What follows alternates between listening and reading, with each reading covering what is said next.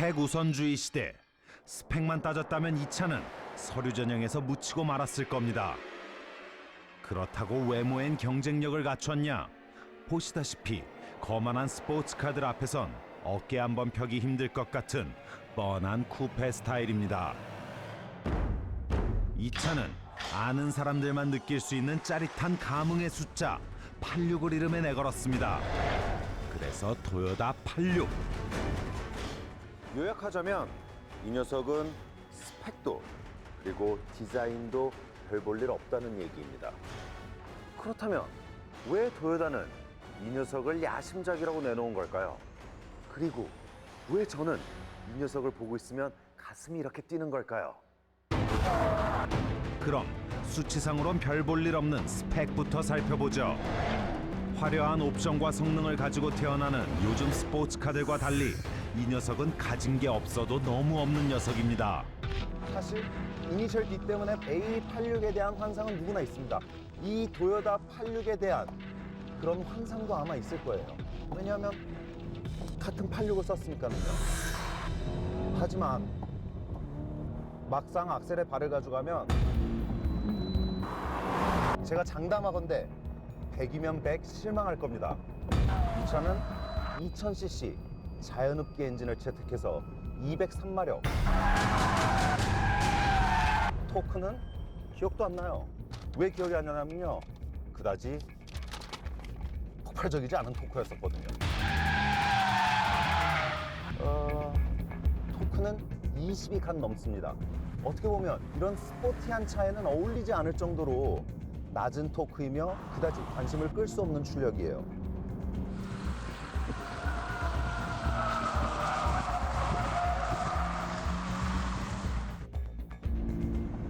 외부 디자인도 제가 그 86이라는 이름 때문에 용서를 해줬는데 실내에 들어오면 또 용서를 해줘야 돼요. 정말 이 실내는 이걸 어떻게 설명해 드려야 됩니까? 이거는 신차인데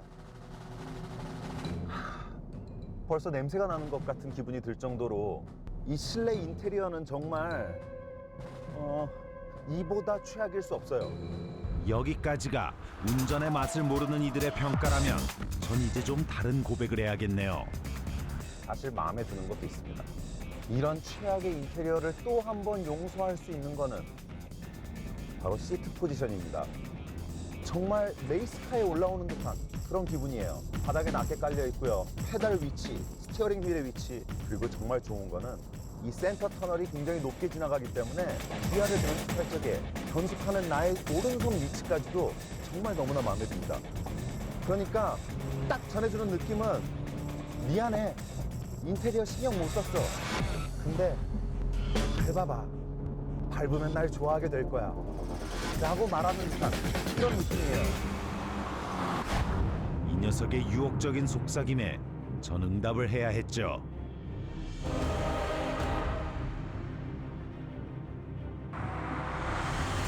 갖고 태어난 게 워낙 없는 이 녀석의 악셀을 밟는다는 건 속도를 낸다는 의미가 아닙니다. 자, 이렇게 풀악셀을 해도 이 차가 그렇게 폭발적으로 다가오진 않아요. 좀 싱겁게 다가온다고나 할까요?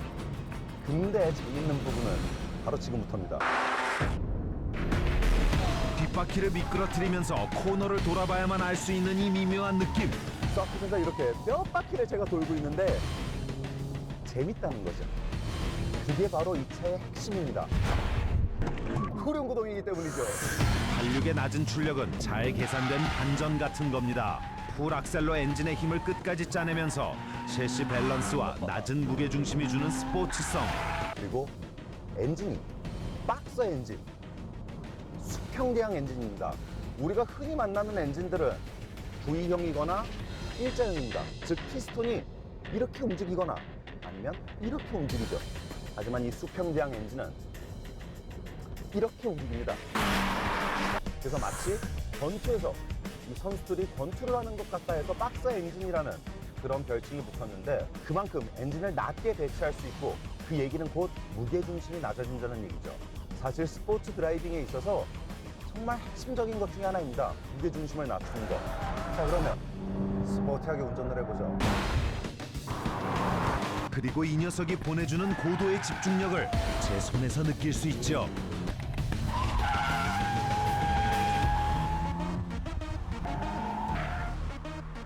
육 6단 수동 변속기를 장착하고 있는데 클러치의 느낌이 너무 좋아요.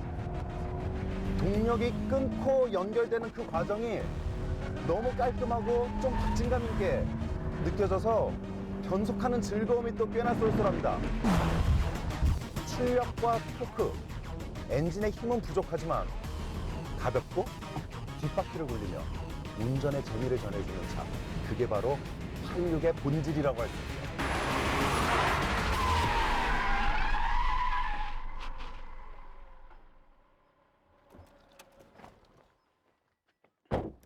자, 이건 드라이버의 컨트롤 능력과 운전의 재미에만 집중하라는 그런 배려처럼 느껴졌습니다. 그러니까 이 녀석은 86이란 이름을 닮만하다는 거죠. 자, 그럼 지금부터 86이란 숫자가 주는 감흥에 대해서 한번 얘기해 볼까요? 86은 1983년에 탄생한 후륜구동 경량 스포츠카 AE86의 혈통을 잇고 있습니다. AE86이 전 세계적으로 유명해진 건 자동차 만화 이니셜 D 덕분인데요.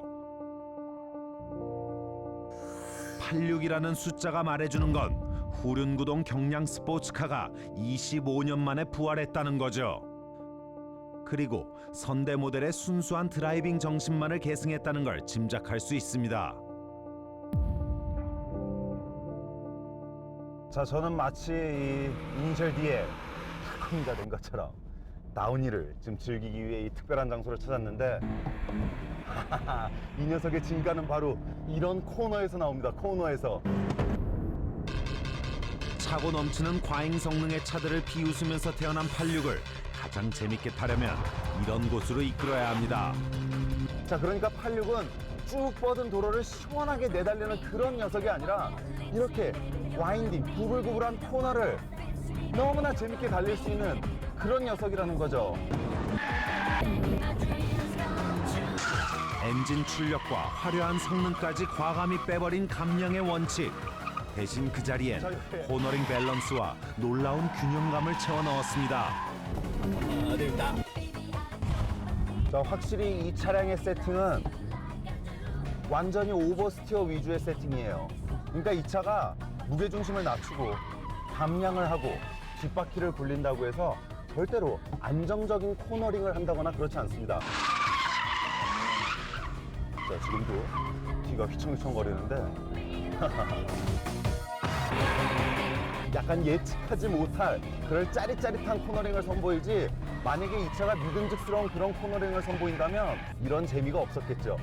이 재미에 빠지면 밤마다 나오게 될 겁니다.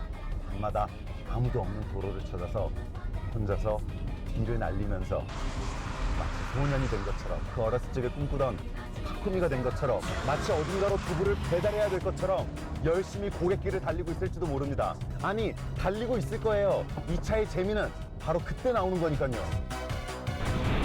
86은 차에 올라탔다는 표현보다는 차를 입었다는 표현이 맞는 차입니다. 그만큼 핸들링이나 코너링 기어 조작이 완벽하게 운전자의 감을 따라와 준다는 거죠. 자, 이 86을 가지고 이렇게 고갯길을 계속해서 미친 듯이 돌아다니니까 저는 라네보가 좀 생각이 나네요. 두 차의 공통점은 순수한 운전의 즐거움으로 남자 안의 소년을 깨워준다는 점이죠.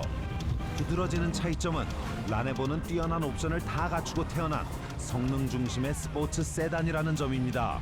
그러니까 이 두 차는 일본에서 왔고 오버스티어 성향의 차고 이런 고갯길에서 최고의 재미를 선사한다는 이 공통점을 빼고는 완전히 다른 차입니다.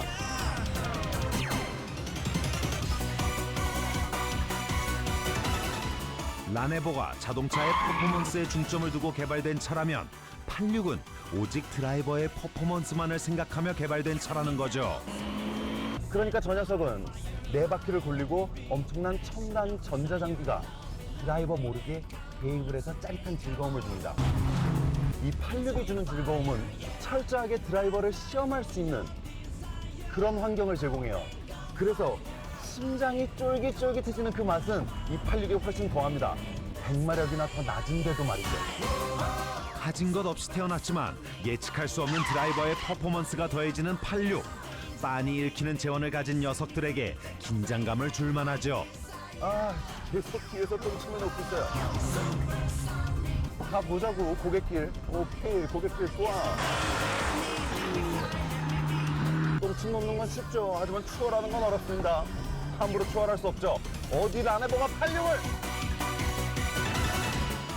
86의 드라이빙 재미는 모든 단점들을 잊게 해줍니다. 결정적인 이 한 가지를 제외한다면요. 오늘 토요타 86을 만난 소감은 한마디로 정의하면 이미 늙어버린 매력을 다 잃은 첫사랑을 다시 만난 것 같은 그런 느낌입니다. 물론 굉장히 운전 재미가 뛰어납니다. 정말 재밌어요. 지금도 재밌어요, 사실. 진심이에요. 하지만 이런 개인적인 드라이빙 욕구를 충족시키기 위한 가격으로는 사실 너무 부담스럽습니다. 특히 유독 한국 시장에서만 이렇게 높은 가격을 보이고 있는 것에 아주 깊은 원망을 품으며 저는 이 도요타 86의 컨셉과 고집에만 조용히 응원을 보내겠습니다.